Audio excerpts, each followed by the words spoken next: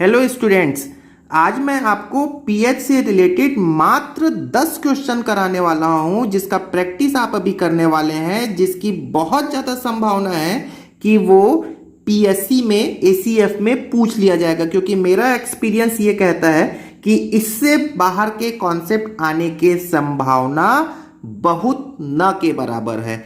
But students, मेरा request आपको है कि मैंने जो पीएच से रिलेटेड एक और वीडियो बना रखा है, आप उसे जरूर देख लें, जिसका लिंक मैंने डिस्क्रिप्शन बॉक्स में दे रखा है। और यकीन मानिए बड़ा मजा आएगा आपको यदि आप पहला वीडियो देखते हैं और उसके बाद इस क्वेश्चन का प्रैक्टिस करते हैं। तो आप इन क्वेश्चन से अपने आप को जज भी कर सकते हैं कि आपको कितना पीएच समझ में आया है। तो पेन कॉपी ले लें, क्वेश्चन आपके सामने लिखा हुआ है, वीडियो को पॉज कर लें और क्वेश्चंस को सॉल्व करें, फिर लास्ट में अपना आंसर चेक कर लें।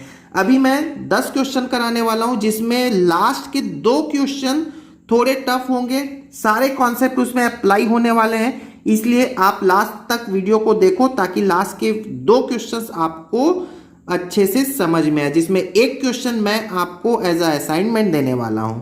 तो चलिए स्टार्ट करते हैं। Question number 1। The question is, question क्या है कि इफ एट 90 डिग्री सेंटीग्रेड, मैं हिंदी में भी डिक्टेट करूंगा इस क्वेश्चन का अनुवाद। 90 डिग्री सेंटीग्रेड पे the concentration of hydronium ion in pure water is 10⁻⁻⁶। Hydronium ion को हम ऐसा भी बताते हैं H3O पॉजिटिव। जो भी हाइड्रोनियम आयन है वो एक्चुअली में वाटर में ही है H+ का कंसंट्रेशन। तो याद होगा हमने ये सब बता रखा है, ये H+ का ही कंसंट्रेशन, दोनों सेम है। और ये वाटर के लिए 10⁻⁻⁶ है। कितने टेम्परेचर पर? जो टेम्परेचर का खैर हालांकि रोल नहीं है 90 डिग्री सेंटीग्रेड पे, ठीक है। और क्या दिया हुआ है स्टूडेंट्स? वाटर दिया हुआ है। तो वाटर के लिए हमको पता है, क्या पता होता है? जो कंसंट्रेशन H+ का होता है वही कंसंट्रेशन OH- का होता है। ये भी पता है हमको वाटर के लिए, ठीक है ना, क्योंकि H+ और OH- वाटर के लिए सेम होता है, क्योंकि वाटर न्यूट्रल होता है। तो एनीवे, चलिए क्वेश्चन को कंटिन्यू करते हैं। If at 90 degree centigrade the concentration of hydronium ion is 10⁻⁻⁶। Find the value of KW। KW की वैल्यू फाइंड आउट करना है इस टेम्परेचर पे। तो KW क्या होता है स्टूडेंट्स? याद होगा आपको, H+ और OH- के कंसंट्रेशन का प्रोडक्ट होता है। तो बस आपको 10⁻⁶ H+ का कंसंट्रेशन गिवन है, तो H+ का कंसंट्रेशन आपने लिखा 10⁻⁻⁶, OH का कंसंट्रेशन लिखा 10⁻⁻⁶, और आंसर हो गया 10⁻12। Very easy. तो ऑप्शन में आप देख सकते हैं 10⁻12। Now come to the next question. मेरे पास में नेक्स्ट क्वेश्चन ये है। What is the next question? Same question इस टाइप के आए हुए हैं, लेकिन ये थोड़ा सा आपको थोड़ा सा हायर लेवल का क्वेश्चन है, जो आते हैं उससे हायर लेवल का। एनीवे, देखते हैं। What is the pH value of 0.005 molar H2SO4 solution? ठीक है, H2SO4 सॉल्यूशन का पीएच वैल्यू फाइंड आउट करना है। तो स्टूडेंट्स, पीएच क्या होता है आपको याद होगा। पीएच के लिए मैंने एक फॉर्मूला बताया था, -log of hydrogen ion concentration. यदि ये याद नहीं है तो कोई बात नहीं, आप ये सोचो, हाइड्रोजन आयन के कंसंट्रेशन को मैं 10 के पावर में जिस निगेटिव वैल्यू से रिप्रेजेंट करता हूं वही होता है पीएच। तो बस आपको यदि हाइड्रोजन आयन पता चल जाए कंसंट्रेशन, तो वही आंसर है, वहां से आपको पीएच पता चल जाएगा। ठीक है, चलिए देखते हैं। अब H2SO4 है आपके पास में। H2SO4 एक डाई बेसिक एसिड होता है, मैंने बता रखा है पहले भी। आप मेरे लाइन से, आपको रिक्वेस्ट ये है कि मेरे लाइन से अपलोडेड वीडियो को देखे रहो। आप केमिस्ट्री में बहुत स्मार्ट हो जाएंगे और स्मार्टली सारे क्वेश्चंस एसीएफ के डील कर लेंगे। एनीवे, अभी देखो, H2SO4 का कंसंट्रेशन आपको दिया हुआ है 0.005।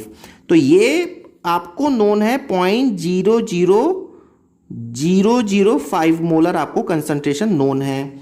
तो हाइड्रोजन आयन का कंसंट्रेशन स्टूडेंट्स कितना होना चाहिए? तो आप खुद सोचो, जो कंसंट्रेशन H2SO4 का है उसका डबल है क्या यहाँ पे H+ का कंसंट्रेशन? दिख रहा है ना? देखो, यदि ये 1 है, इसके सामने कुछ नहीं लिखा है मतलब 1 है, रिएक्शन तो आपको समझ में आता ही होगा। तो यदि ये 1 है तो ये 2 है, तो ये 0.005 है, तो हाइड्रोजन आयन का कंसंट्रेशन कितना हो जाएगा? 2 इंटू 0.005, दुगना है ना। H2SO4 एक है तो H प्लस 2 है। यदि H2SO4 0.005 है तो H प्लस कितना हो जाएगा? 0.005 इंटू 2। तो अब आप H प्लस का कंसंट्रेशन आपको पता चल गया, ये कितना हो जाएगा? 0.01 होगा। अब ये 0.01 है, तो फिर यदि आप इसको लिखना चाहें तो 10⁻⁻2 लिख सकते हैं, और यदि 10⁻⁻2 लिखते हैं तो pH फिर वैल्यू कितनी हो जाएगी? 2 हो जाएगी। तो the answer will be 2। Now come to the next question. ये क्वेश्चन तो आपको मैंने अपने प्रीवियस वीडियो में करा ही रखा है, बस आप एक बार देख लो। 10⁻⁻8 मोलर HCl सॉल्यूशन का pH कितना होगा? मैंने यहाँ पे ऑप्शंस चेंज कर दिए हैं। क्वेश्चन तो आप बना ही दोगे तुरंत यदि मेरा पिछला वीडियो देखा होगा तो। एक्चुअली में 10⁻8 मोलर HCl सॉल्यूशन जो है ये एक डाइल्यूट सॉल्यूशन है। डाइल्यूट सॉल्यूशन क्यों बोल दिया? क्योंकि 10⁻8 मोलर मतलब बहुत छोटी वैल्यू है, बहुत ही छोटी वैल्यू है। मतलब आप बोल सकते हो कि आपके 1 लीटर वाटर में HCl के कितने मोल्स हैं? 10⁻8 मोल्स है। मतलब बहुत बहुत ही डाइल्यूट सॉल्यूशन है। खैर, उससे भी हमको मतलब नहीं है। HCl तो पता ही होगा। HCl क्या होता है स्टूडेंट्स? एसिड होता है, और एसिड का pH कितना होता है? 7 से कम होता है। तो क्या इसका pH 8 होगा? नहीं होगा। क्या इसका 7 होगा? नहीं होगा। क्या इसका pH 7 और 8 के बीच होगा? नहीं होगा। 7 और 8 से के बीच मतलब 7 से बड़ा हो गया, तो पॉसिबल ही नहीं है। तो डेफिनेटली इसका pH कितना हो जाएगा? In between 6 to 7। ठीक है, चलिए नेक्स्ट क्वेश्चन देखिएगा। नेक्स्ट क्वेश्चन भी बहुत इंपॉर्टेंट है और सेम टाइप के क्वेश्चन आए हुए थे आपके उसमें। मैं आपको बताता हूं क्वेश्चन क्या आया था। पहले इस क्वेश्चन को देख लेते हैं। Hydrolysis of NH4Cl। NH4Cl का यदि मैं हाइड्रोलिसिस करता हूं तो जो मिलने वाला जो सॉल्यूशन है उसका नेचर कैसा होगा, ये क्वेश्चन है। तो एक्चुअली में NH4Cl को आप हाइड्रोलिसिस करें, मतलब इसमें वाटर डाल दो। NH4Cl में आप क्या कर दें? वाटर ऐड कर दें। हाइड्रोलिसिस का मतलब तो यही हुआ। वाटर में क्या होता है स्टूडेंट्स? H प्लस होता है और OH माइनस होता है। और वैसे ही NH4Cl में तो आपको पता ही होगा, NH4 प्लस होता है, Cl माइनस होता है। अपोजिट चार्ज को इंटरेक्ट करा दो तो NH4 प्लस OH माइनस के साथ में क्या बना लेगा? NH4OH बनाएगा।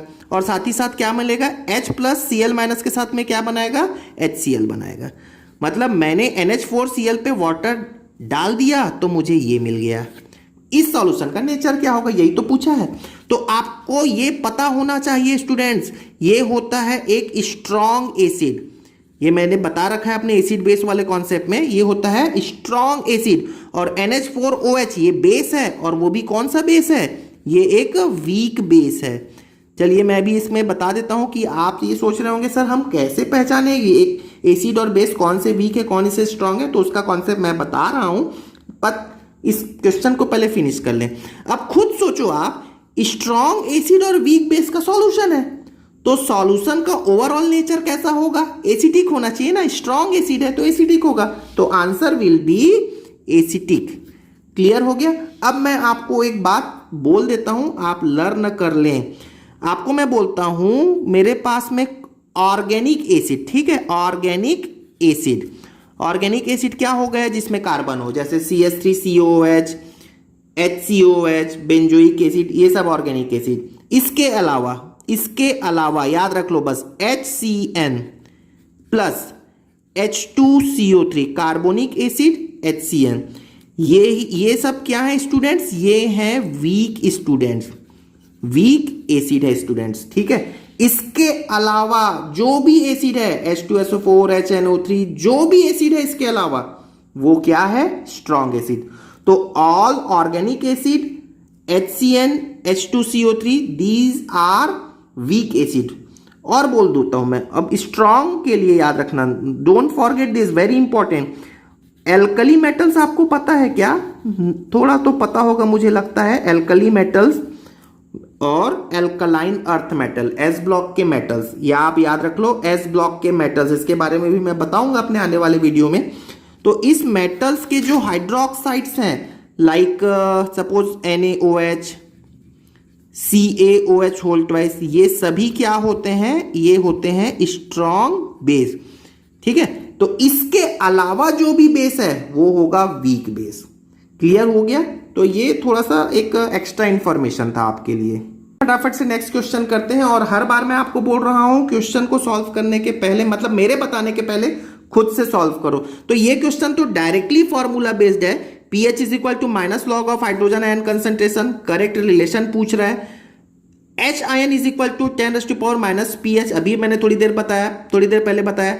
यहां पर मैं इसे ऐसा भी लिख सकता हूं, देखो ये माइनस को आप सामने ले जाओगे तो pH is equal to log of H⁻⁻1 भी लिखा जा सकता है, या H⁻⁻1 को 1/h भी लिखा जा सकता है। तो सिंपल मैथमेटिक्स है, तो इसमें आंसर क्या हो जाएगा, ऑल ऑफ दी अबव। तो आई होप मैं थोड़ा स्पीड से बताया इस क्वेश्चन को, आपको समझ में आ रहा होगा। चलिए नेक्स्ट वेरी इंपॉर्टेंट क्वेश्चन करते हैं, कॉन्सेप्चुअल क्वेश्चन है, ट्राई कर सकते हैं खुद से। देखिए 0.005 मोलर MgOH होल ट्वाइस का सॉल्यूशन है, इसका pH बताना है आपको। तो pH का रिलेशन होता है हाइड्रोजन आयन कंसंट्रेशन से, और ये है बेस। तो डियर स्टूडेंट, सबसे पहले तो हमने ये कहा कि MgOH होल ट्वाइस ये कैसे ब्रेक होगा, क्योंकि मुझे मतलब किससे है, OH से मतलब है। क्यों मतलब है वो आपको समझ में आ जाएगा, आप देखते रहें क्या करने वाला हूं मैं। ये Mg2+ और 2OH- से मैंने ब्रेक कर दिया। ठीक है, अब आप खुद सोचो, मुझे pH के लिए OH की जरूरत पड़ेगी, ठीक है ना, इसकी जरूरत पड़ेगी। तो देखो एक्चुअली में ये तो बेस है ना, और pH से हम डील कर रहे हैं। तो आप इसका कंसंट्रेशन आपका कितना है, 0.005 मोलर है। तो OH आयन का कंसंट्रेशन कितना हो जाएगा, उसका दुगुना हो जाएगा, मतलब ये हो जाएगा 0.005 इंटू 2, मतलब 0.01। अभी जस्ट थोड़ी देर पहले तो किया इस टाइप का क्वेश्चन। तो OH आयन का कंसंट्रेशन कितना हो गया डियर स्टूडेंट्स, ये हो गया 0.01, मतलब कि 10⁻⁻²। अब ये तो OH आयन का कंसंट्रेशन है, क्या आप H आयन का कंसंट्रेशन बता सकते हो? तो H आयन के कंसंट्रेशन बताने की क्यों जरूरत पड़ी, क्योंकि pH के लिए H आयन के कंसंट्रेशन की जरूरत पड़ेगी। तो आपको मैं पहले भी बता रखा हूं कि H+ और OH- इसका प्रोडक्ट कितना होता है, 10⁻⁻14 होता है। ऑलवेज रिमेंबर, इनका प्रोडक्ट होता है ये। तो आपको OH आयन का कंसंट्रेशन पता है 10⁻⁻², मैं इसको 10⁻⁻² भी लिख सकता हूं। तो H+ का कंसंट्रेशन कितना होगा बताइए, H+ का कंसंट्रेशन हो जाएगा, आप इसे सॉल्व करते हैं, ये नीचे आ गया, तो H+ का कंसंट्रेशन हो गया 10⁻⁻12 हो गया कि नहीं। तो pH फिर कितना हो गया बताएं, यहां पर pH हो गया 12, वेरी इजी। ठीक है, तो यहां पर आप ऑप्शन में देख सकते हैं, ये ऑप्शन में 12। वैसे आपके ACF में 5 ऑप्शन होते हैं, लास्ट ऑप्शन नॉर्मली नन होता है। Now come to the next question. What is the question, pH of 0.001 normal HNO3 solution. तो डियर स्टूडेंट्स, आप यहां पर देखिएगा, आपको क्वेश्चन में नॉर्मेलिटी दी हुई है। अभी तक हम जो सारे क्वेश्चंस डील कर रहे थे वो मोलैरिटी से डील कर रहे थे, यहां पर नॉर्मेलिटी दे दी है। कोई प्रॉब्लम नहीं है, मैं आपको सिंपल सा बात कहता हूं, नॉर्मेलिटी और मोलैरिटी में रिलेशन क्या होता है, normality is equal to molarity into n factor. अब ये n फैक्टर क्या होता है, तो n फैक्टर होता है नंबर ऑफ पॉजिटिव और निगेटिव चार्ज। बस आप ये समझ लो, ये बहुत इंपॉर्टेंट रिलेशन है नॉर्मेलिटी और मोलैरिटी में। तो आपको यदि किसी क्वेश्चन में नॉर्मेलिटी गिवन है तो आप मोलैरिटी में उसको कन्वर्ट कर दो, फिर आपका आंसर आ गया। ठीक है, तो सबसे पहले हम देखते हैं HNO3 के लिए ये स्मॉल n की वैल्यू क्या होगी, जिसको हम n फैक्टर बोलते हैं। तो n फैक्टर मतलब ये ब्रेक कैसे होगा, आप देख लो, H+ और NO3- में ब्रेक होगा। मतलब इसमें पॉजिटिव चार्ज कितना है, +1, निगेटिव चार्ज कितना है, -1। तो n फैक्टर कितना हो गया, 1। मतलब नॉर्मेलिटी और मोलैरिटी दोनों सेम हो गए। यदि मैं n की वैल्यू 1 पुट अप करता हूं तो 0.001 नॉर्मल, देखो 0.001 नॉर्मल HNO3, यही क्या हो जाएगा 0.001 मोलर HNO3। ठीक है, मतलब या तो फिर मैं इसको ऐसा भी तो बोल सकता हूं, दिस इज 10⁻³ मोलर HNO3। अब HNO3 का यदि कंसंट्रेशन 10⁻³ है, मतलब जो कंसंट्रेशन इसका है वही कंसंट्रेशन इसका होगा। क्यों? क्योंकि यहां पर कोफिशिएंट कितना है, कुछ नहीं लिखा है, मतलब 1 है। यहां कोफिशिएंट कितना है, कुछ नहीं लिखा है, मतलब 1 है। तो दोनों का कोफिशिएंट क्या है, सेम है। तो दोनों का कोफिशिएंट सेम है, तो H प्लस का कंसंट्रेशन भी कितना हो जाएगा, 10⁻³ तो फिर pH कितना हो गया बताइए। pH के लिए तो सोचने की जरूरत ही नहीं है सर, 3 होगा। अरे वाह, बहुत आसान। ठीक है, मजा आ रहा है, बिल्कुल आनंद से बनाइए क्वेश्चन, आपको बहुत आसानी के साथ में समझ में आएगा। चलिए नेक्स्ट क्वेश्चन देखते हैं। बहुत इंपॉर्टेंट, बहुत अच्छा, बेस को लेकर ये बात कही गई है, इसका पीएच कैसे निकाले। और यहां पर अगेन नॉर्मेलिटी दिया हुआ है, तो फिर से वही बात कर लेते हैं। सबसे पहले मैंने देखा नॉर्मेलिटी और मोलैरिटी में रिलेशन, और उस रिलेशन के लिए मुझे एन फैक्टर की जरूरत पड़ेगी। एन फैक्टर आप देख सकते हैं यहां पर Ca2+ और 2OH-। तो एन फैक्टर कितना होगा बोलिए, तो एन फैक्टर हो जाएगा यहां पर 2। कैसे, पॉजिटिव चार्ज में +2 है, या यहां पर बोल सकते हैं -1 दो बार है कि नहीं है, तो एन की वैल्यू हो गई 2। मतलब मैं यहां पर normality is equal to molarity का फॉर्मूला अप्लाई करूं into N factor, N factor की वैल्यू हो गई 2। ठीक है, तो मोलैरिटी कितनी हो जाएगी, नॉर्मेलिटी डिवाइडेड बाय 2। नॉर्मेलिटी आपको कितना गिवन है इस क्वेश्चन में, 0.001/2। ठीक है, क्या आपका क्वेश्चन सॉल्व हो गया? नहीं, अभी तो आपको क्या फाइंड आउट करना है, पीएच फाइंड आउट करना है। पीएच के लिए अब क्या करें, हमारा पिछले क्वेश्चन में कन्वर्ट हो गया। अभी आप देखो, जो कंसंट्रेशन CaOH का है उसका डबल होगा OH आयन का कंसंट्रेशन। तो CaOH का कंसंट्रेशन आपको कितना गिवन है, 0.001 है। तो OH आयन का कंसंट्रेशन कितना होगा, जस्ट इसका डबल हो जाएगा, मतलब 2 × 0.001 हो जाएगा। तो ये OH आयन का कंसंट्रेशन कितना हो गया, 2 × 0.001 मोलर हो गया। ओ सॉरी, यहां पर हमने एक गलती कर दी, आपने तो अब इसको मोलैरिटी में कन्वर्ट कर दिया ना, तो ये मोलैरिटी कितनी हो गई, ये हो गया। तो यहां पर भी मोलैरिटी कितनी हो जाएगी, इतनी हो गई। तो ये 2 से 2 कैंसिल हो गया। तो अल्टीमेटली OH आयन का कंसंट्रेशन कितना हो गया डियर स्टूडेंट्स, ये हो गया 0.001, मतलब ये हो गया 10⁻³ मतलब OH आयन का कंसंट्रेशन 10⁻³ है। तो H प्लस का कंसंट्रेशन कितना होगा, तो ये रिलेशन तो मुझे पता है कितना होता है, 10⁻14 होता है। तो H प्लस का कंसंट्रेशन कितना हो गया आप बताएं, तो ये हो गया 10⁻14 divided by 10⁻³ is equal to 10⁻11। तो pH कितना हो गया, pH हो गया 11। थोड़ा फास्ट बता रहा हूं, फास्ट चलना होगा आपको यदि आगे बढ़ना है। तो मैं एक बार यहां पर फिर से बोल देता हूं, छोटा सा मिस्टेक हो गया था इसलिए मैं फिर दोबारा से बोल देता हूं। नॉर्मेलिटी आपको गिवन है प्रॉब्लम में, नॉर्मेलिटी से मोलैरिटी आपने कैलकुलेट कर लिया और इसी मोलैरिटी को आपने यहां पर पुट अप किया। तो जितनी मोलैरिटी इसकी है उसका डबल हो जाएगा इसका। क्लियर हो गया। तो जैसे ही आपको OH आयन कंसंट्रेशन मिल गया तो आप H आयन कंसंट्रेशन निकाल लो इस रिलेशन से। ठीक है, और यदि आपको H आयन का कंसंट्रेशन की जरूरत क्यों पड़ा, क्योंकि आपको किसकी जरूरत थी, pH की जरूरत थी। तो ऑलवेज रिमेंबर, यदि आपको कभी भी pH फाइंड आउट करना है तो आप हाइड्रोजन आयन कंसंट्रेशन का जुगाड़ कर लें। तो ये मेरा 9th क्वेश्चन है स्टूडेंट्स, और 9th क्वेश्चन को मैंने इंपॉर्टेंट कहा था, बहुत ही इंपॉर्टेंट, थोड़ा टफ लेवल का है, थोड़ा अच्छा लेवल का आ गया। और 10th क्वेश्चन मैं आपको असाइनमेंट देने वाला हूं, इसको ध्यान से सुनिएगा तभी आपको असाइनमेंट बनेगा।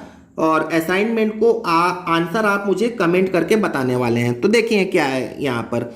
ठीक है, NaOH का एक विलियन जिसका pH 12 है। ठीक है, तो एक NaOH का विलियन अपने है जिसका pH कितना है, 12 है। ठीक है, क्वेश्चन मैं आपको समझा रहा हूं, बड़े ध्यान से सुनना।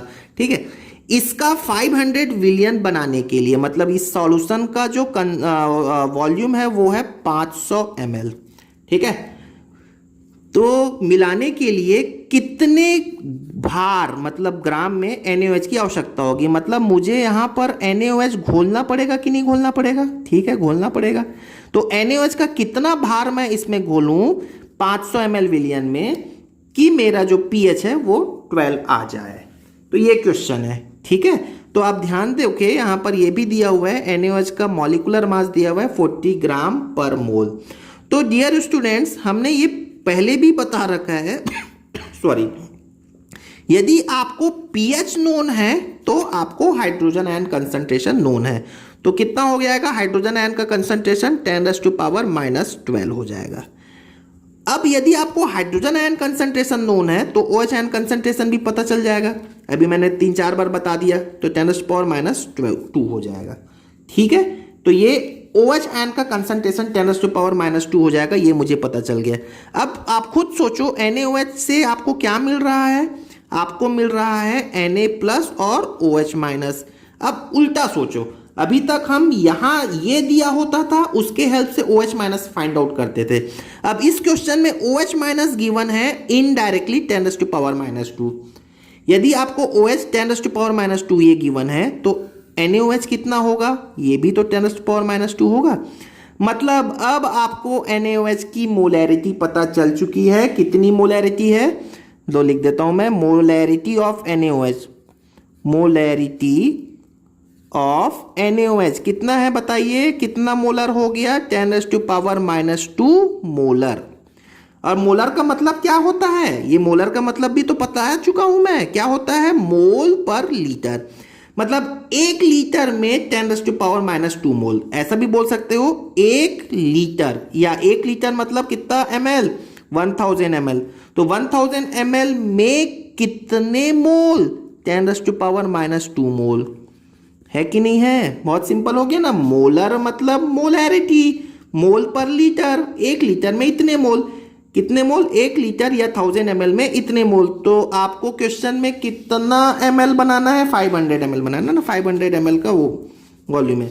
ठीक है, तो 500 ml में कितना होगा बताइए, 500 ml में कितना हो जाएगा, इसका आधा हो जाएगा। तो देखो 10⁻⁻2 डिवाइडेड बाय 1000 इंटू 500 हो गया कि नहीं, 1/2 कितना हो जाएगा, ये हो जाएगा 1/2 इंटू 10⁻⁻2, मतलब कि ये हो गया 10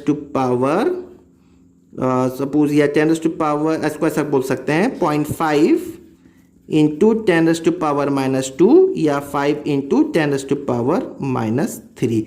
ये आपके आ गए मोल, ठीक है ना, ये आ गए मोल। लेकिन आपको मास में कन्वर्ट करना है, तो आपको पता होगा मोल्स इज इक्वल टू क्या होता है, मोल इज इक्वल टू होता है मास अपॉन मॉलिक्यूलर मास, होता है मॉलिक्यूलर मास। अब आपको मास कितना गिवन है, मास तो कैलकुलेट करना है। मोल्स कितने गिवन है, 5 इंटू 10⁻⁻3, 5 इंटू 10⁻⁻3, और इसको मैं मॉलिक्यूलर मास 40 ये गिवन है आपको क्वेश्चन में से मल्टीप्लाई कर दूं तो ये हो जाएगा मास।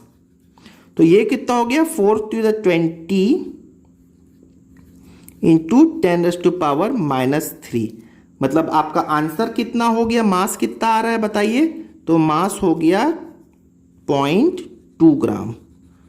तो आपका जो आंसर होगा वो इसमें दिया हुआ है 0.2 ग्राम, ये ठीक है। चलिए नेक्स्ट क्वेश्चन देखिएगा। नेक्स्ट क्वेश्चन जो है वो मेरा फेवरेट क्वेश्चन है, 10th क्वेश्चन।